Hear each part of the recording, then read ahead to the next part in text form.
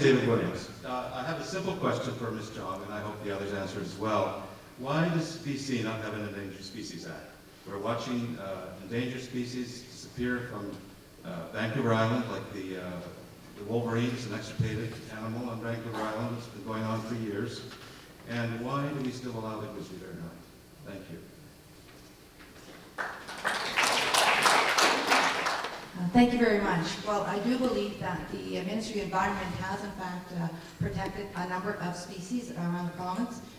They work in cooperation with the federal government as well with their Species at Risk Act to ensure that we have consistency with legislation.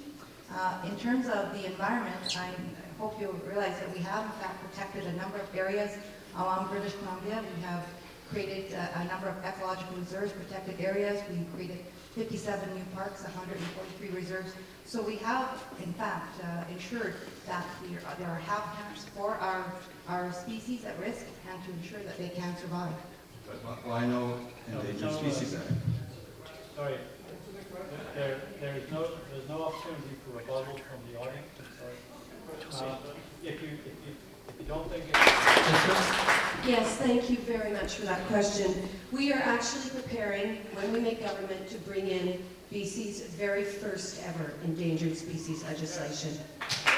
Hear, hear. And it's about that simple. It has to be done, and it has to be comprehensive legislation that not only protects the species, but the environment around it. We have this awful image of, some poor bird perched on a post with freeways all around it. It's not good enough. It has to be comprehensive.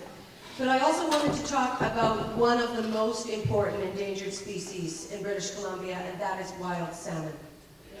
We want to move to closed containment salmon farming.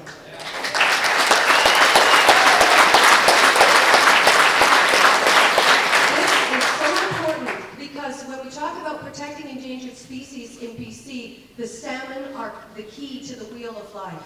They go up the streams, they die in the streams, the nutrients are spread throughout the forests survive, the species survive. Without the salmon, the entire ecology of British Columbia will be changed unalterably and forever. So I can only say so strongly to you that this is part also of our endangered species platform.